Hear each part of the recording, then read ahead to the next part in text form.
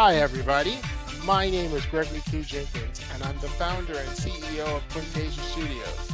This is the Quintasia Podcast. Welcome back for another episode. We are going to be continuing our conversation.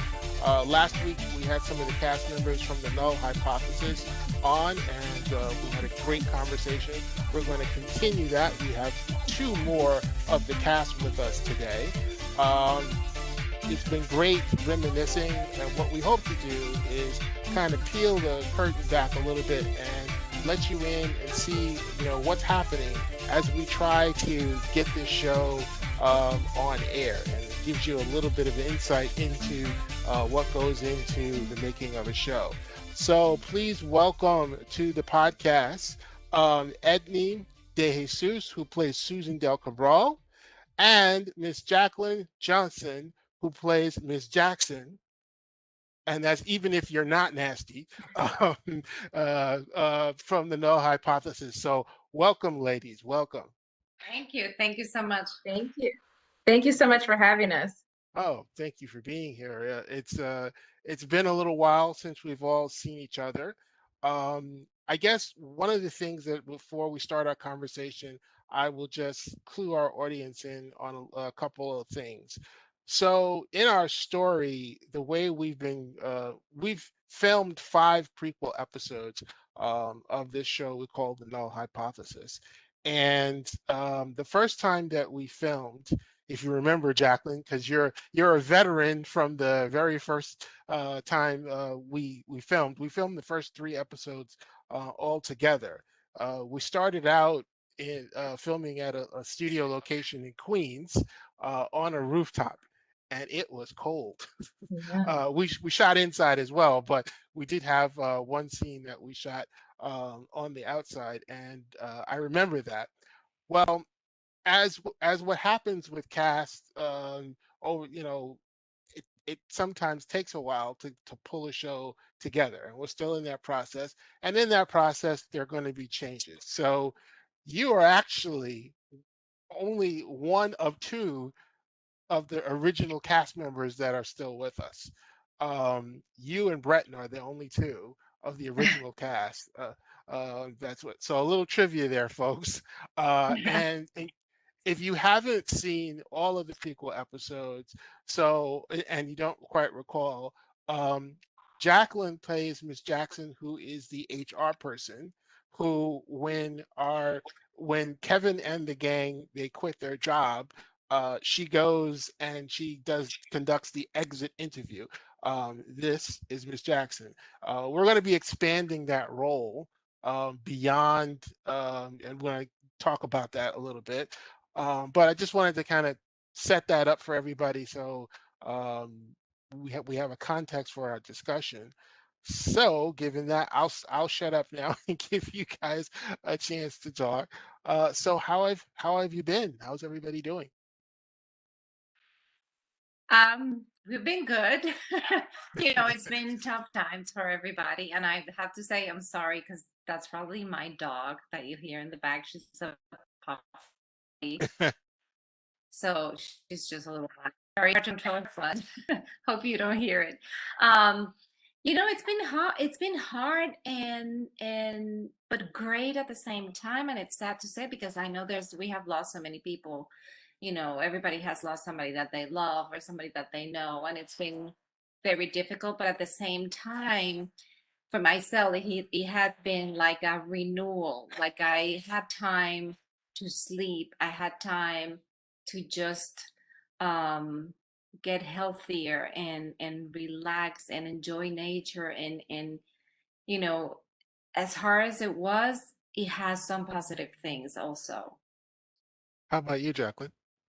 Yeah, pretty much the same. I had a chance to slow down a little and reflect and think, do a lot of thinking and, personal writing and journaling that I didn't have the chance to do before the pandemic because I actually had, time to slow down and think a little bit and just like listen to the thoughts in my head without any judgment and write them down and get them out of my head. And so, it was a good time of reflection for and to kind of just like anchor myself in like everything that was going on in the world. So, but very grateful and very happy to be coming out of that now. Yes, I think we're I know that, and I'm not, I'm not normally a person that, I'm not out and about a lot to begin with, but even I was getting stir crazy. It, yeah, it After probably being is. home for about a year, it's like, no, I'm ready to, get out into the world again and do things. So, um, I That's hear true. you on that score. So, as we come through this pandemic, and I guess we kind of talked about it, but in terms of what do you think, if anything, that you'll do differently now, now that we're starting to get back to quote unquote whatever our new normal is? How do you think this pandemic has changed you, and what do you think you'll do differently going forward?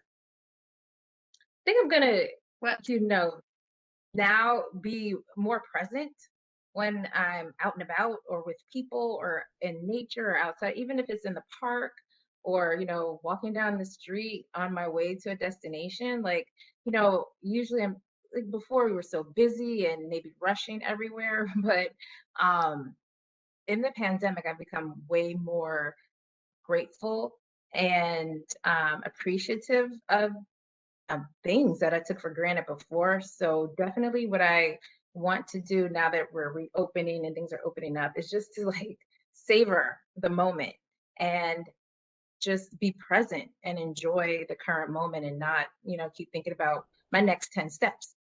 What am I going to do after this? So that's definitely something that I, have in mind to do in the future. Okay, and what about you, Edney? I think for me, I mean, that it's really important what just Jaclyn just said, because it's something that yes, you have to be more present and be more aware of the things that are happening at the moment and just be present and enjoy them for what they are, not be like, on the phone and just distracted. But also for me, I think it's not finished, unfinished business. And what I mean by that is sometimes you think or you have ideas or you have stuff that you want to do and you, oh yeah, I'm going to do it. Oh yeah, I'm going to do it. Okay, I'll do it. But no, I think I, it gave me the chance to do a lot of stuff that I have been thinking about it. And I do want to finish them and I do want to continue doing everything that I wanted to do it because you have to just do things and if it's something especially that you are dying to do, you desire to do, just do it even if you think it's impossible, like what you are doing right now with this series. Just do it, keep on doing it because it's a lot of work, but it's going to be worth it. One day you're going to go like, oh my god, that hard work finally. Hopefully, yes, and I look forward to the point where we get there. And I Yeah. definitely agree with you that you got to keep on going. I'm Mhm. going to take a little pause right here, and just for those of our audience who did not join the podcast at the top, you're listening to the Quintasia podcast, and I am Gregory Q. Jenkins. My partners in crime, I'm flying solo today. Normally, I'm accompanied by Randy and Harv, but I'll be conducting this or misconducting this interview myself today. So you just got me. Let's let me ask this question because and it's a good segue. Um, so when we first taped the first three prequel episodes, that was in 2018, and we are still now in this process where we're revamping the show. We're at the point now where we still I still have to rewrite the pilot script because it's still not where I want it to be just yet. But at the same time, we now have a semi-firm budget range that we know that we're going to need to shoot the show, and I also know where I want to shoot the show. But to get the dollars, all together, that's still going to take an enormous amount of work. It's definitely a game of patience, and obviously, this is not for the faint of heart, and it's easy not necessarily to and I'm not talking about those that because of scheduling couldn't do it, but those who it happens in shows, they just move on because time passes and they move on. What keeps you guys connected to the show? Jaclyn, why don't Your you? persistence. Oh, You're you go ahead. you're doing it. And I'm like, and for me, the experience, because I was in the third and in the fourth, right? The fourth episode, the fourth and fifth episodes, yeah. Fourth and fifth, yes. Right. And the switch for me when we did the fourth to the fifth, it was like, okay, this is going, this is getting better. And the fact that you're so persistent and you keep working on it, you don't meet a lot of people like that. And that's hopeful. And that's, it's possibilities. And we all have to sometimes pitch in and do stuff that because we all do want to have a good product. So I thank you for just keep on working on your dream and what you want to do, because who knows, we're going with you. Well, I certainly think, and we're gonna talk, about what the impact of your character when I introduce your character. We'll talk about that a little bit later in the podcast. Jaclyn, how about you? What keeps you hanging around? Yeah, when you said 2018, I was like, that's so true. I remember December 11th, 2018. Yeah.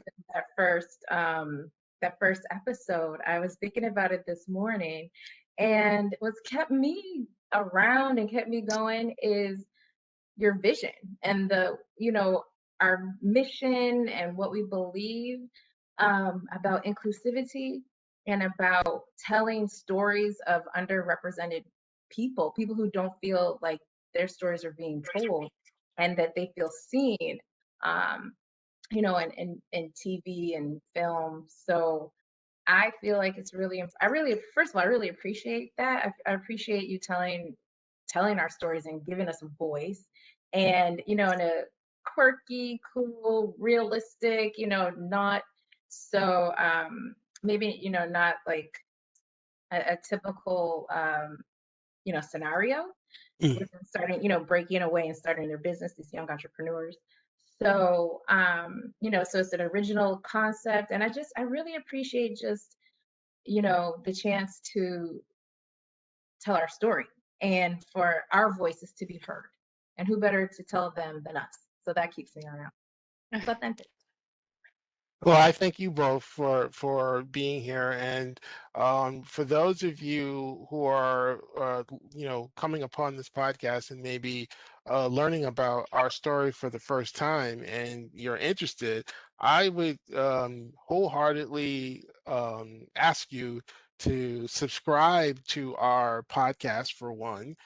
It'll keep you informed about not only what's happening with the show, but with our company, Quintasia Studios, and also become a member of the Null Hypothesis Facebook group, because that really is, home base is going to be home base for us in terms of letting everybody know what's happening with the show. And you'll be the first to have an opportunity when we get back to filming episodes. I'm gonna premiere, or at least give you a good sneak peek before we have the premiere of the episodes anywhere else. So the more people we have join us, the more evidence that is to our investors that we have traction, and that that there's a market for this show. So that's my appeal to all of you who happen to be listening to our podcast. And again, I thank the both of you for lending your talents to this project. Um, let's let me ask, pivot a little bit, and let's say, what's something that you wish more people knew about you as an actor and what you bring to the table? Jaclyn, why don't you go first? Okay. Can I say two things? You sure? Okay. One thing that I wish people knew about me as an actor, or what I can bring to the table is that I'm fluent in French. And I am American. I was born and raised in Ohio, in Cleveland, Ohio, but I did learn French in school and I studied abroad in Paris. So I am fluent in French. And so I do bring that to the table. Reading, writing, speaking skills. I even studied, had some acting classes in Paris when I was studying abroad there. So, that's like my special talent, that's hidden, that most people might not assume that I have. And second is that I also write and have, some original ideas um, for television shows, for series, and for movies as well. So I also write, which we are encouraged to do as actors. To have a few tricks up our sleeve. So yeah, I also write as well. Those are my two things. Well, both of those things, see, you never know. You learn something. I definitely did not know about the French. That and being bilingual, that's definitely something that can come in handy. Um, so that's good to know. And I hope there's somebody who's watching this podcast and go, we could use a bilingual person who speaks French, and a little unusual, a person of color, um, you know, who has that ability. So that's great. How And who's about not, you, Edmi? which is great. And yes, also, yeah, who's not French? Like that's not my cultural background. Yeah. Well, I speak Spanish, but everybody knows that that.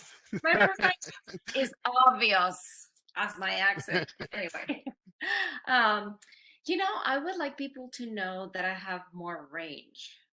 I can play other stuff. I usually get cast on the same thing, either the sweet mother or the best friend or stuff like that. But I can do, and thank you because this character has like, and I've had only done one, I did one show that I was like the bad character, the mean character. And it's something that I really love and enjoyed so much. I guess because it makes me get rid of all the stuff that I have accumulated that I have never said. Well, but it's great, but also that I have range and I can play other stuff because here in the Latino community that they know me as an actress, people and a lot of people have said to me, "Oh yes, because this character is like one of those characters that you play that they're a little quirky." I'm like, but I can do other stuff. I can do more stuff than just that, and I tend to get cast on the same thing. And I would love to play more different characters, like broader stuff. yeah, I can sort of see, and I'll tiptoe carefully here because I don't want to get in trouble with the union, but I can sort of see how things are set up that it kind of, what's the right word?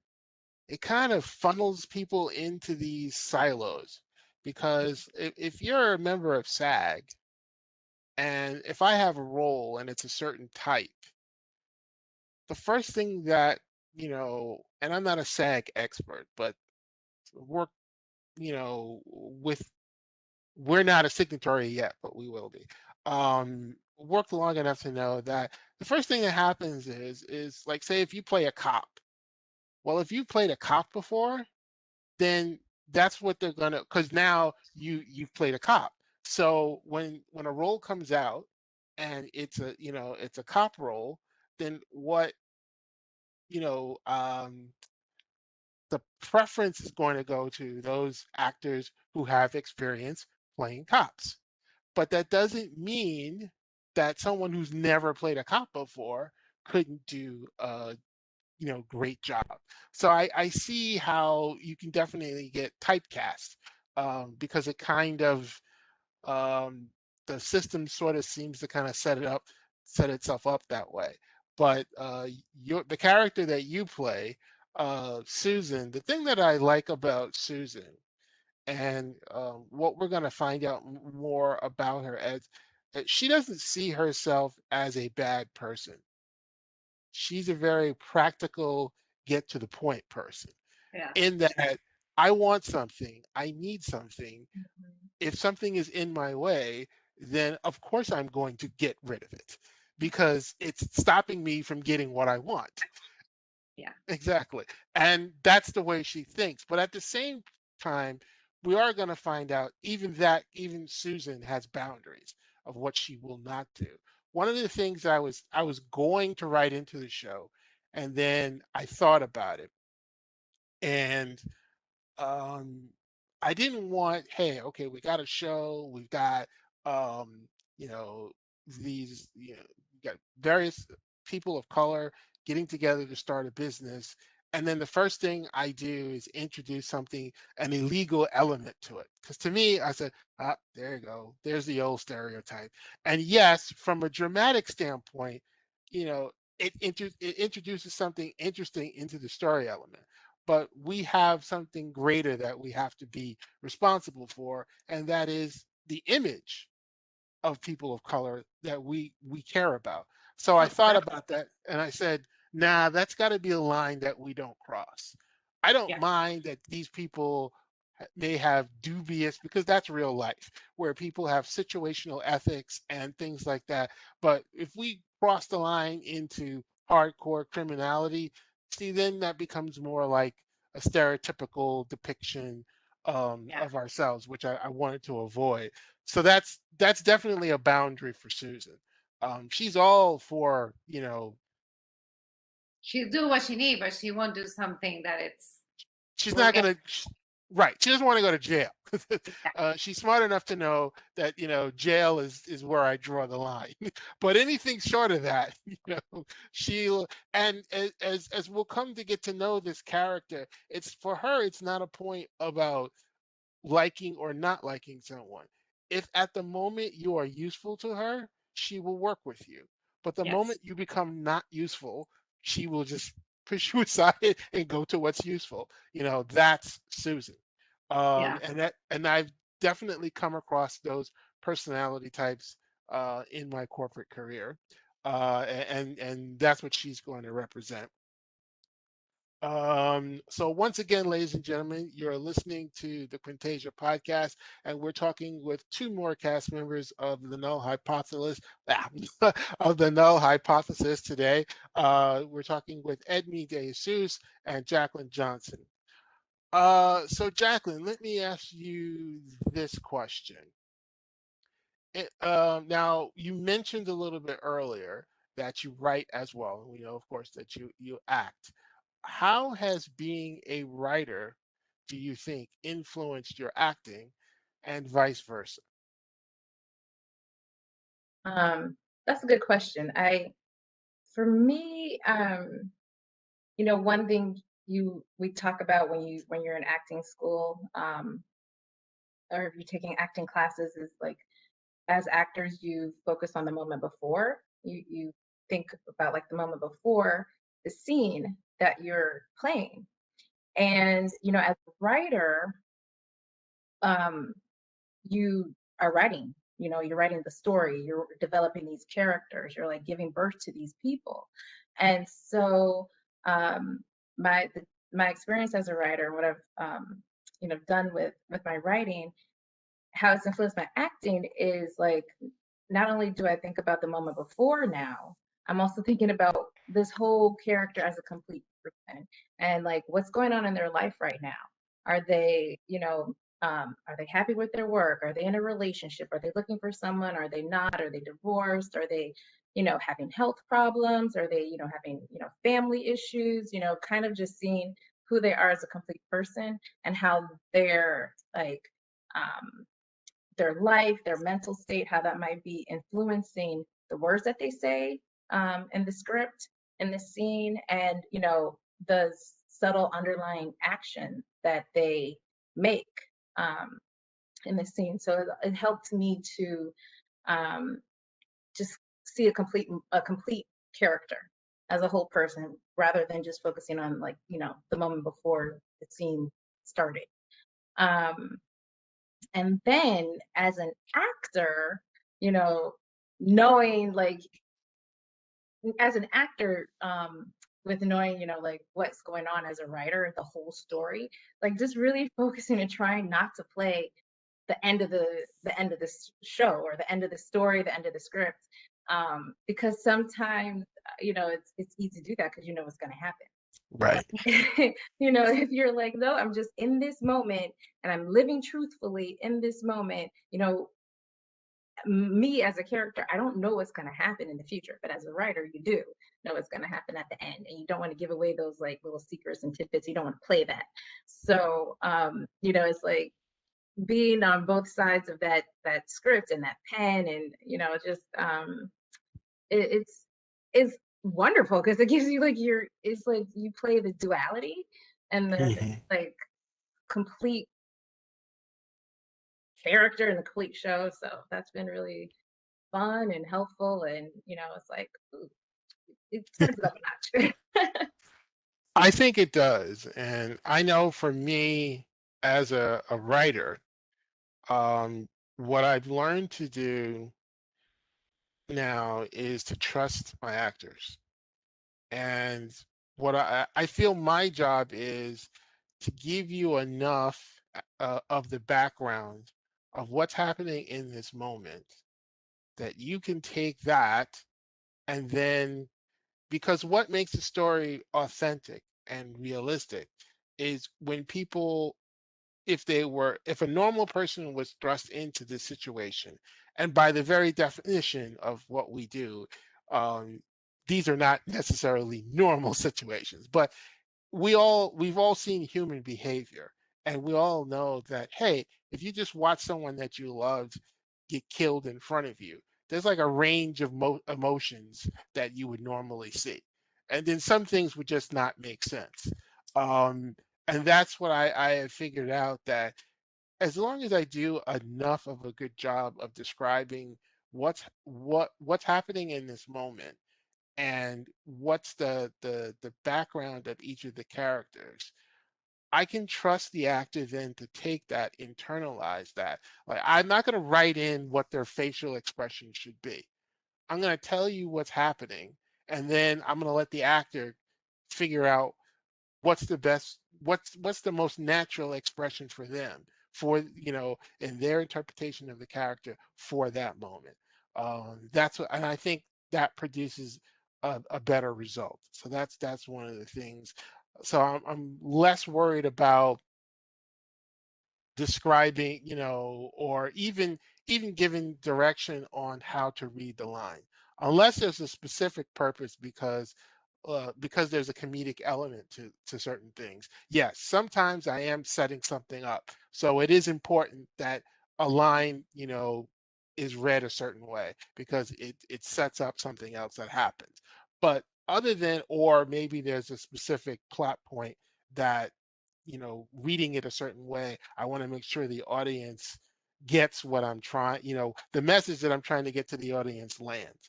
But other than that, if you, it's always like, we were talking before we started taping. If you watch the Friends reunion, and there was the episode, which I can see that episode in my head so many times, where Ross and the gang, they're, taking a couch, a little sofa up the stairs, and he goes, pivot, pivot. you know Now if you look at the script, all it says is the words pivot, pivot, pivot, but if you looked at the way he delivered it, that's what he came out with in the moment. And that's what made that scene funny, is the way that he said it. and the timing of what he said. That's what you have to trust your actors to do. That's the point of what I'm getting at. And I think when you're an actor, if you also write, and vice versa, I think that helps you. It's a good thing. Now let me ask you, Edney. So um, now I follow all of the cast members on social media, and I think it's safe to say that you seem to have a passion for cooking. Would you say that was fair? And I I'm noticed you have, eating. well, you can see that I have a passion for eating. um, but so uh, it looks like that. Did you start like a cooking show on Instagram?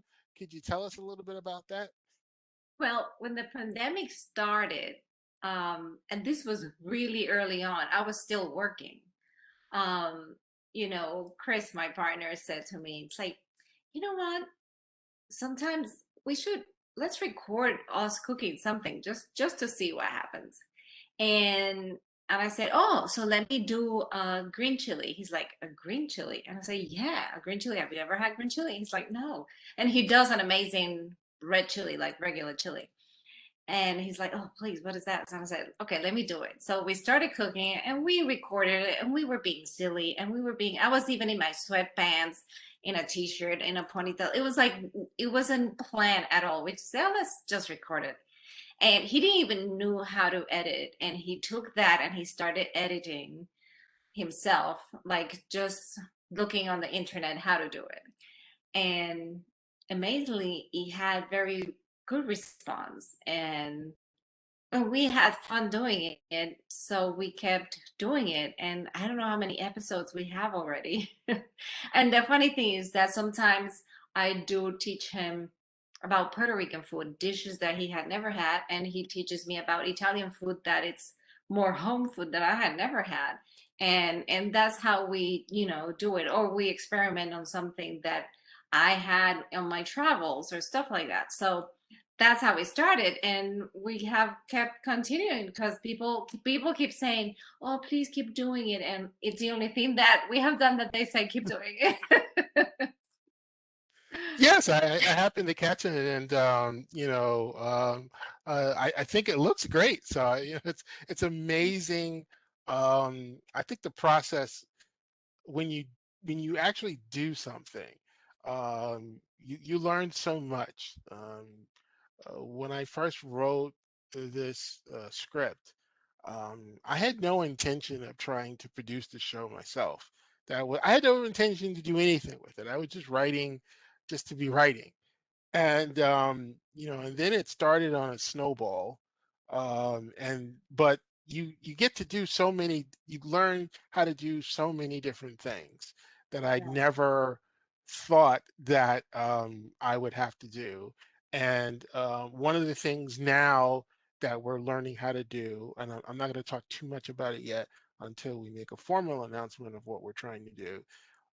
We shot the last episode, the prequel 5. We shot it in 4K, and 4K um, produces enormous files. For instance, we shot the episode when it's edited down comes out to be about 17 minutes. We shot about 2 terabytes worth of data. Oh my God. Oh, yes, 2 terabytes worth of data, and that was just for 17 minutes in 4K. Now, if you're shooting in higher than 4K, I don't even know. I can't even imagine what you're doing. Um, and Hulu, as I understand it, they prefer 6K. And now there's even 8K. I don't know who's shooting in 8K, but these files that we're getting are getting more enormous. So I'm learning now how to build a video production suite, or at least how to run one in the cloud, because doing it physically on a laptop or a desktop is getting to be not going to be the best solution. In the cloud, I can get more resources when I need them on demand. Well, but that shows you that sometimes, even if you don't know what you're getting into, like we did, we started saying, "Oh, buen provecho," because that's what you say when when you're eating in Spanish culture and somebody's eating, you say buen provecho. It's like bon appetit to Mhm. people. So we started saying that, and then it converted into Chris and Edmi's kitchen, and now we have lights, we have angles, and now he knows how to edit and do. So sometimes when you don't know something, that doesn't mean don't do it. Just do it, and you'll figure it out eventually how to continue it. And it's been wonderful like that. And he also has a podcast, and he was, paying to be edited. And then he was like, I'm not producing money. I can't be paying. So he learned how to do it himself because, it's not so. If you want to do stuff, just try it and go for it, because there's so many ways, and it's so easy now because you can look up where to do stuff on the internet. You Mhm. can learn how to do everything there. So that's, a good way to do stuff, new stuff that you have never done before. Well, it's my Bible. Every time, pretty much any YouTube is and Google, they are my friends because I use that a lot. Ladies and gentlemen, once again, just as a reminder, in case you didn't join us at the top of the podcast, this is the Quintasia podcast, and we are having a conversation today we're continuing with having more of our cast members join in, and it's great to see these guys. We haven't seen each other in over a year. Yeah, and we're trying our best to get back to it's a just to give people and to you two a little um, preview of what's been going on. So I've been talking with other producers, other investors, and you know we basically have every. I mean, okay, I still need to get the script to where I need it to be, so that's a big thing. But other than that, um there's a place that would be perfect that we could shoot it. If we could have gotten it together before the pandemic, I could have rented out like all of the sound stages at the studio. It's a brand new studio um, up in the Hudson Valley in New York. It would. I hope they're still available. It would have been perfect. Um, we had a line producer come in, do a budget. So I have like a professional budget that's done. Um, we had a lot of COVID expenses that were built into it that the philosophy that I was going to adopt is we were going to have a quarantine production, like what Tyler Perry did. For those of you who may not know that, basically when Tyler Perry shot this year's season, but he has like 300 acres of his own studios to do this in. He brought all the cast members in and quarantine them on the studio Oh my. lot. Mhm. So, but the thing that he does that I don't know how he does it. I mean, they like I forgot the name of one show that it's not Sisters, but it's something like that. But they shot their entire season like in 2 weeks. And I mean, we're talking, I forgot how many episodes, but I can't even wrap my head around how you just physically do that. But in 2 weeks time, they're done. But I knew we couldn't do 2 weeks, but I was going to try to, but I don't think we'll need to do the quarantine anymore. We'll probably still have to have some COVID protocols, but we won't need to be quarantined because that was going to be expensive. Yeah. Um, but anyway, I digress. Back to our conversation here. Um, what's something that you haven't had an opportunity to do yet that you've always wanted to do? We sort of touched on it a little bit earlier. Hmm. There's so many things. I would like to live from my acting, that my whole salary becomes from my acting career. And, it's hard. And especially it's hard because I moved here and I was a single income and I had to just live and work and live, and acting is sort of my side job, and in between jobs I have to do everything, and I wish that I could live only from my acting. That's something that I would, apart from all the other things that I wanted to do. I want to do a movie here, a movie there. I would love to, because I love traveling. I would love to travel to film, but Okay. work, How about work, work, work. how about you, Jaclyn? Well, now that Edmi brought it up, like that's an awesome point. Yes, yes, I too would love to, make my living from my acting career and acting from my acting work. That would be fantastic. Um, but also, I would like to do a musical. I haven't Oh, had the opportunity to do a musical, and I would love that opportunity if there, a musical comes along and it's the right part for me. I would love to have the chance to perform. So you sing as well? Yes, I sing as Okay. well.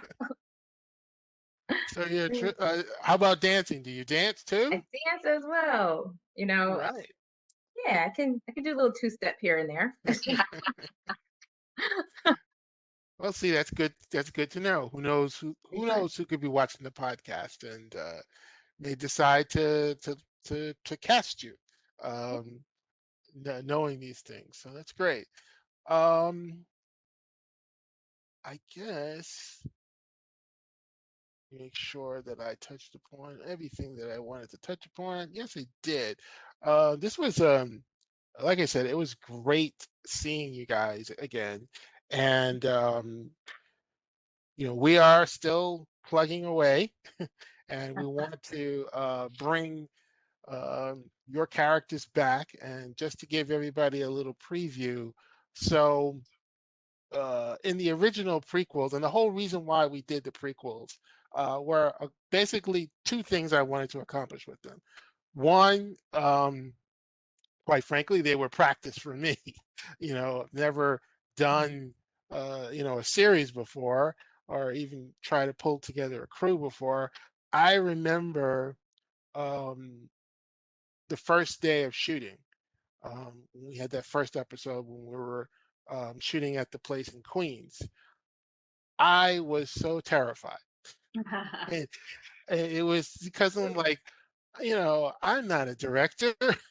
I've never worked with actors. I mean, I've worked like in high school, we did plays and stuff like that. And but I was on the tech crew. I was not, one time I was in Guys and Dolls, but that's about, I did a little bit of acting, but um, I never certainly directed actors before.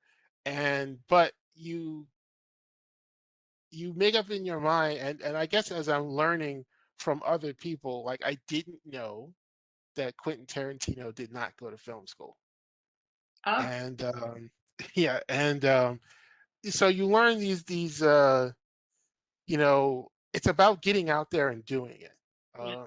There's certainly lots of, now that's not an excuse not to learn, because Oh, there's certainly a lot of information about the craft. And that's what I'm doing, is I'm trying to soak up as much as I can about that. But if you're dedicated to, putting out a good product, you can definitely learn. There's ways that you can educate yourself on how best to do that. And that's when we started these prequels again. Um, I wanted to get the experience and practice of one, casting, eventually raising a crew, scheduling, all that. But most importantly, it was chemistry. Because the other thing that at least in my view, that goes wrong is on the way things are casted. They're not casted based necessarily off of chemistry, but off of Q scores. Now, those in the business who be familiar with a Q score is. A Q score just kind of measures how familiar that particular actor is with the audience. So, sometimes casting, and you can easily see a movie or a television show that was heavily influenced by Q scores because, they threw together people with high Q scores, but it doesn't mean that they have chemistry with each other. So that was the other thing that I wanted to do, is to bring both cast and crew together so that I would get an idea. All right, who works well together? What works? What doesn't work? And we've definitely had an opportunity to see that at play as well. So I'm glad that we did these episodes, and we want to now bring you forth the full imagination of this show, and we will continue to work on that. I guess as a final parting question, um, what do you, well, what would you like to see happen with the show? Oh, I would like to see it on TV or on Netflix or on Hulu or on uh Amazon Prime or something like that, and and be shown. That would be great. And That's a great idea. what kind of impact, and I'm going to ask you the same question, Jaclyn. What kind of impact do would you hope that your character would have? Well, for me as a Latina, Latinos, we're not, I don't think we're very represented out there. You can count with your hands the mainstream Latinos. And I think we need to have more voice, and the voice of reality, not the voice of what keeps being presented as. Um, so I would love to see more Latinos playing professionals and people who work hard, who are educated. I mean, we have everything. Um, I don't want to keep on seeing or being asked to be the drug dealer, I mean, I would like to see us represented as who we are. There's so many Latinos who are CEOs and presidents and professionals and, you know, doctors, nurses, and everything, teachers. Um, and I would love to see that. I would love to see more of our stories. And that's definitely what we're about at Quintasia. How about you, Jaclyn? What would you like to see happen with this show, and what's the kind of impact do you hope that your character has? So since we're asking and asking the universe, I'm gonna ask big, okay? Sure, Since that's you what guys we got to are do. gonna ask big, I'm gonna ask big. So definitely that this show is picked up and picked up and distributed and like is a full series, and we have a long run and go into syndication, and win awards, be an award-winning show. So did I leave anything out of my big ask? um, so yeah, that definitely for sure. And did you ask about my character? Did I miss that? Yes. Okay. I said, what would be the impact you would want your character to have? Like what kind of if you could design a memorable character, the kind that people will be talking about for years to come, what's your vision of that? Oh yeah. So a character that um definitely touches on the heart, pulls on the heartstrings and touches your heart, but in so many different ways, with her being um realistic and seemingly approachable, like, oh, I know I have a friend like her, or I work with someone like her, or I would like to know someone like her, I would like a friend like her. Hmm. So so someone who's relatable, and she has her comedic moments, she has her dramatic moments. Um, you know, she um, she just is one of us, and a universal us, meaning like a human us. So yeah, I think those are the kind of character that would be the kind of character that I hope Miss Jackson has and that impact. So yeah. Okay. Well, there you have it, ladies and gentlemen. See, nice little teasers. Hopefully, we hope we make you curious. Please get involved. Like I said, please subscribe wherever you're listening to our podcast from, whether it be YouTube, Facebook, Google, Spotify, Apple, Pandora, iHeartRadio. Please subscribe to the podcast, and also please subscribe to our well, I mentioned YouTube and Facebook. Please subscribe there, and don't forget our Facebook group, the Null Hypothesis group, a very special group. I don't push that group enough. I'm going to start doing that more. So I want to thank my guest today for taking the time out to have this conversation. Thank you, Edmi. Thank you, Jaclyn, for being here. I will definitely. I'm going to think positive. I'm going to send out positive wave. We will definitely be seeing each other in the future. And also with the preview, I told your other castmates as well.